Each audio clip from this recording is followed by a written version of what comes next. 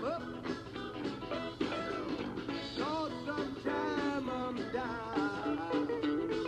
Almost never, almost never survive. Look what he did. He picked me up when I was down, placed my feet on the solid ground. Please, come on, Jesus, come on. There's a picture of you guys in front of the Louis Armstrong Park. Yes. Was that the cover of your first album? That's the cover of the first album, at the father's right hand. Okay, so how was the experience of recording your first album? Well, we did that out in Metairie, Louisiana, at a white station that did that for us, and it was a great joy. We had the late James Williams, he was playing second lead guitar on there for us, and also we had Brother Warwick of the Zion Harmonizers, he was doing the organ, and Brother Lionel was playing guitar, and it was a wonderful experience. This is the only, I don't think anybody had ever cut an album in 4 hours. We went there at 7 o'clock. Well, it was actually 3 hours. For 10 o'clock, we had to cut that whole album. When they first started, they had the Golden Chains, the Southern Harps, and all those fine groups down in Zion Travelers. Also the Zion Harmonizers, been here all the time. All of those groups was here singing when the Rocks of Harmony got started. They started along together singing, and we'd always have the different concerts where there was different ones, anniversaries and things that they was always singing together. And they used to have these, what they call the Gospel Train program every year. Sister Alberta Harris used to have that, in the Mississippi Tie-Up and all of that. That's how we always, they was always close together. As a little boy in the 70s, Pop Watkins would bring me and Harvey Jr. with him down there to sing with Miss Roberta Harris, I think her last name. We would sing, and I was so inspired by your work. Our motto is sing till the power of the Lord come down. And we don't matter, it doesn't matter how many people are there. We have never been able to go nowhere and somebody could say they didn't want to sing because they didn't have but a handful of people. So we done sang to 6 people. We sang to 6 people at the Storyville right here in this New Orleans for 3 hours. That same 6 people was sitting there every time we went out. We sung for an hour, went up, changed, put on another suit, come back down, they were still sitting there. And that's only 6 people there. When we went back down there, you couldn't get in. It was all out in Bourbon Street. You couldn't get in the place. But if we had went there and didn't sing because it wasn't but 6 people, then that would have been a problem. Right. I got started in the group at a young age. I was a teenager. I started off playing the drums. Well, that's a joy for me to have my son to come in, and also Brother Frank, his son, is our drummer, because when the first 4 Renee came in, Jerome was the drummer. And then he had never tried to sing nothing, so I didn't know how well his voice was. But when he decided to be a lead singer, now he writes songs for the group, and we have just enjoy it, just being in the group to look at him singing.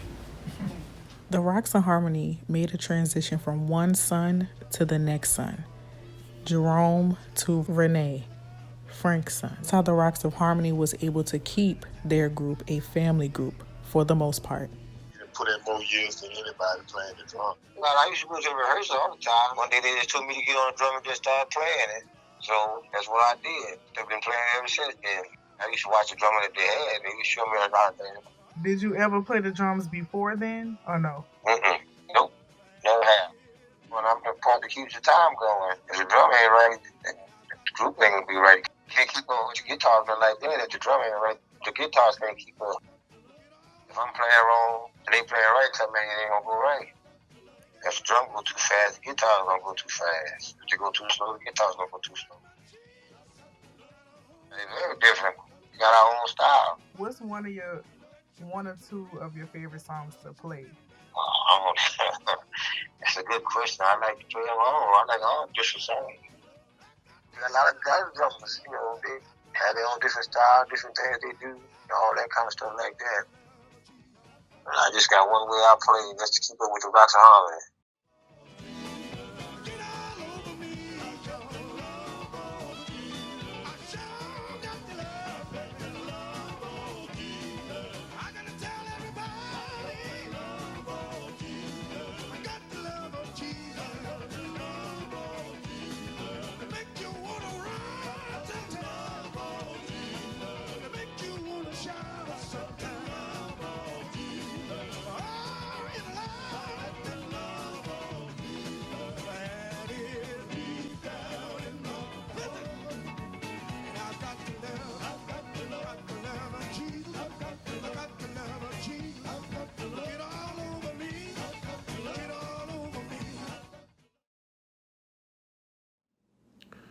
Well, people have often asked me what it's like singing with my daddy.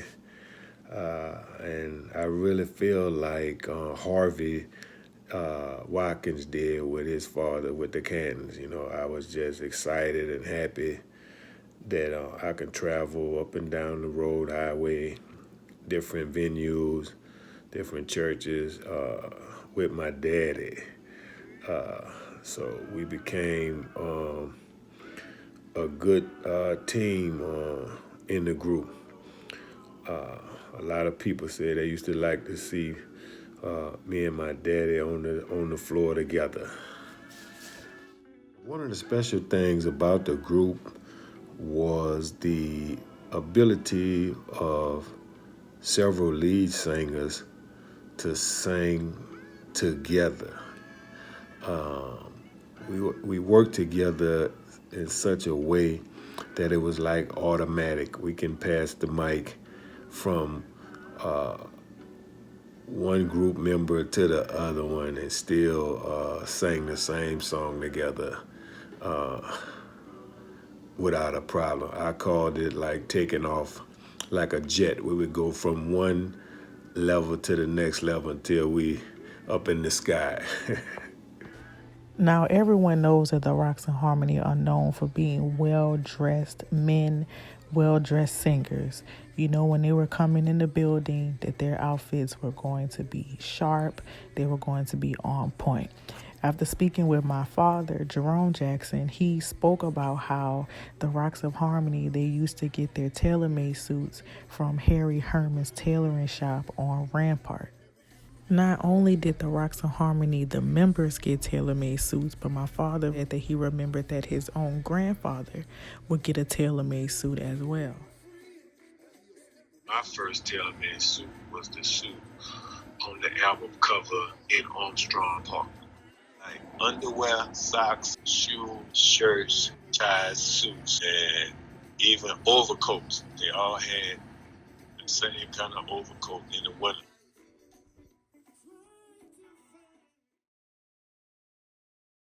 Do you think it was a hard transition with having to add new members to the group as others may have passed on?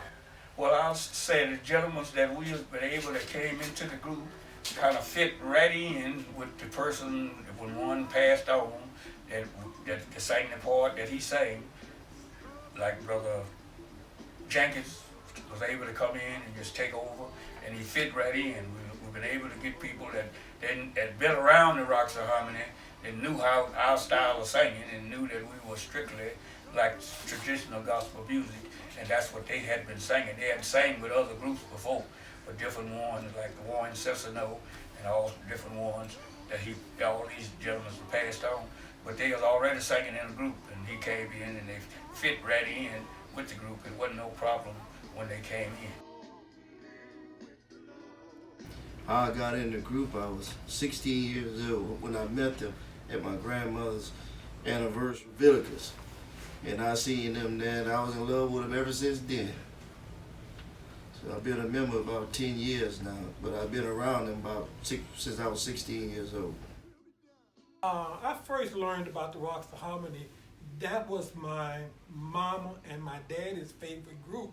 And today, they are still my mother's favorite group. She still asks for dedications and everything, and she's 97 years old. I used to follow them down there when they was broadcasting live and having live music at WBOK. Started talking to Lionel and watching him play the guitar and everything. And when I was with my group, the Soul Survivors, I asked Lionel to help me learn how to play it. Then he took me over there when he was living on First Street, and he started showing me some chords and everything. I got with the Rocks of Harmony, and then Lionel and Dewey took me over there by their house and started teaching me how to play Rocks of Harmony style of guitar. I've been with the group going on 14 years now, and they took me in under their wings. Andrew had the confidence in me. I couldn't play that well, but he had the confidence in me that I could do it. And he asked Dewey and Lionel to continue to show me, even though when I messed up, I'll be looking for them to leave me at home, but they still would take me out there on the program. And I would be saying, when are they gonna give up on me? But they never gave up on me.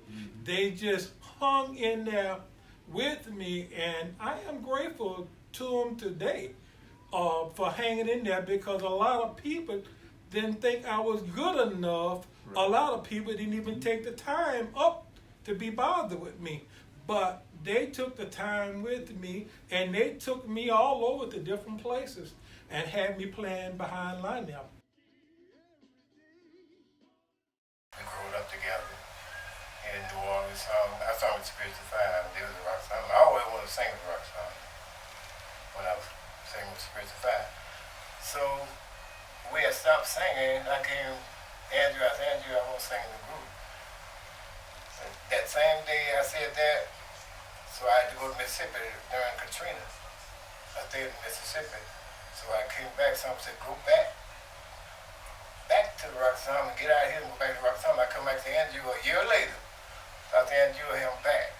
Andrew said, Charles, you told me a year today that you were calling me rehearsal. And Dewey said, how did he know that? I said, I don't know. And I've been singing with him ever since. And they my brothers. When it was really going, we used to at least go to the House of Blues twice a month from all the time. And sometimes they'd have us 3 times a month. It was really a joy singing at the House of Blues. And the brunch and the food was nice and everything. And the people really received us, and they really bought our music. So there's a clip that's on the Facebook page of you guys performing at the Jazz Fest. I think it's like 1993. That's in Houston, Texas. And we left there and went on to Dallas for that same weekend. That was a weekend. We went to Houston and then from there to Dallas. But no festival is like New Orleans. No crowds is like at New Orleans. Because at Houston, they're sitting all out in the fields, the same way in Chicago. They're just sitting out under the trees. But we got what they call a gospel tent, that can take thousands of people, can come in and sit down. Turn it on, Joe! Yeah. And that's what I plan to do.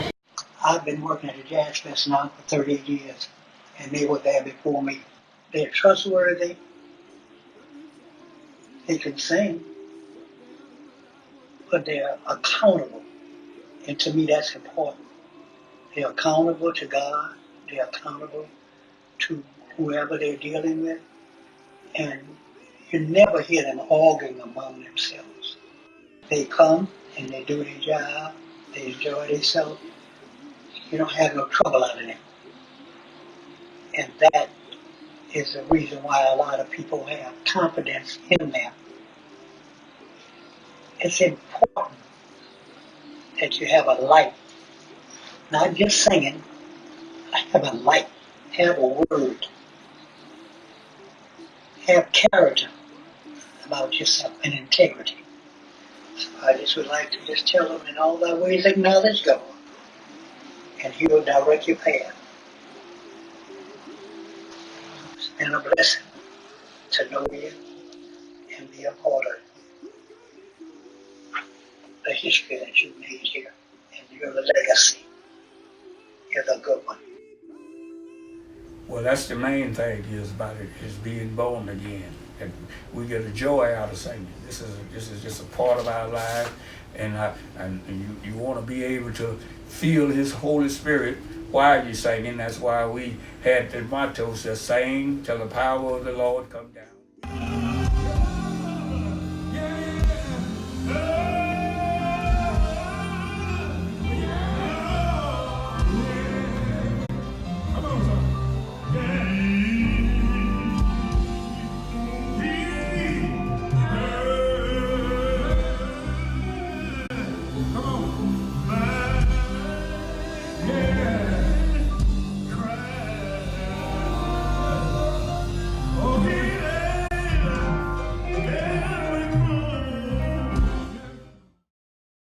My first experience with hearing about the Rocks of Harmony actually extended before I actually came to New Hope, which was around 85 when I heard about them.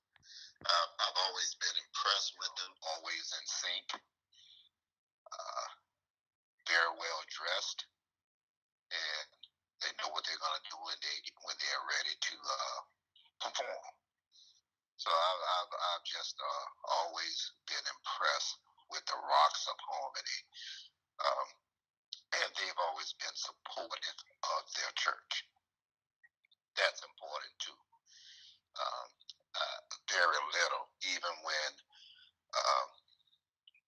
Brother Jerome was living in New Orleans, they've always been supportive of the church. Brother Jackson supports everything.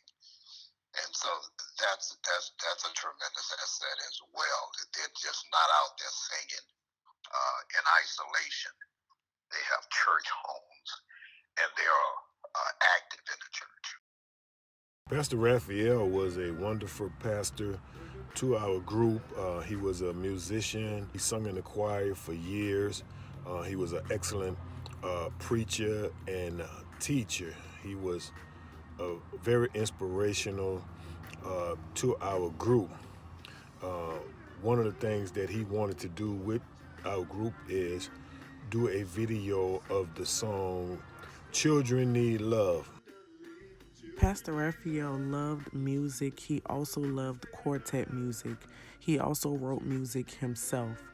He loved coming to the Rocks of Harmony anniversary just to show them love, and he even stayed to listen to a couple groups before going back to his office downstairs in the educational building.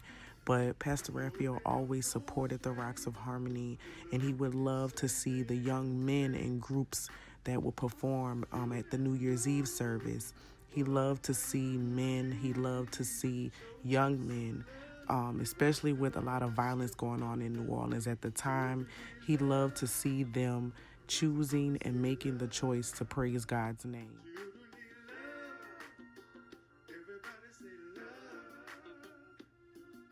Years ago, they used to have anniversaries on a Sunday night and a Monday night was your last night. They used to have 2 nights. And then after that went on for a while, they decided, they said, well, because you didn't have no tickets, you just come in, people, whatever they gave. So they decided to go to an auditorium in order to have just one day and have a ticket. And they started off with a ticket, $2.50. That's what it was to come in. And then they kept getting more and now it just made it up to $10 and $15 and like that to come in an anniversary now. And we only do it, most all of the groups, some still do two nights, but we only do one, and most of the groups just do one day that Sunday. Well, the Veals Brothers is our special guest. We had Jackson Sutherland was our special guest for a number of years, and also the Crowd Seekers, the Melody Clouds, New Orleans Spiritualettes, and the Voices of the Stitchers out of Baton Rouge, and also the Inspirations of Kenner. All of these fine groups that we enjoy having with us, Zion Harmonizers, they goes out to Centerville, Mississippi with us. We usually go out there on the first Sunday in November. and first Saturday, first Sunday in November, and have a service out in Mississippi. And the Zion Harmonizers always go with us out there. Searchlights out of Macomb comes there and be with us. The Levitical gospel singers out there with us, and also the Unstoppable Gospel Creators. They treat us real nice out there in our hometown, because we go there every year, several times a year, just to do a benefit, and we don't take no money whatsoever. We just go there to help the church. All the money that's raised, it all stay right there at the church. And at anniversary time, they like to treat us that way. Whatever is raised on that day, they don't have no tickets or nothing out there, but people come and donate, and they treat us real nice out in Centerville, Mississippi, and also my home church here, New Hope Baptist Church.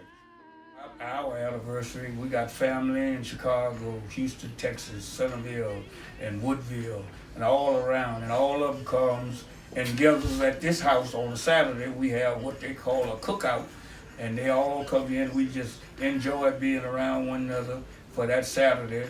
They enjoy it before their anniversary, and then after the anniversary, we come back here and eat again. So. The name, the famous Rocks of Harmony. When do you feel like you started to get more noticed in New Orleans?